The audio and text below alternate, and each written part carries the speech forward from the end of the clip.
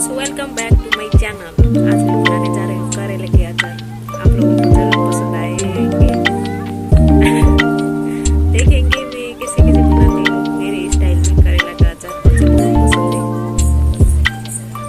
मैंने दो करेला लिया है, अब इसको छोटी छोटी कट करके रखा है। अभी एक ऑनियन और छोटा एक टोमेटो, ग्रीन चिली, इसके साथ बनाऊंगी आज मैं स्वादिष्ट टेस्टी करेला का अचार।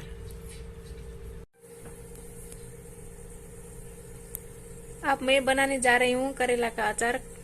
कढ़ाई में मैंने ऑयल रखा 2 स्पून, बड़े स्पून।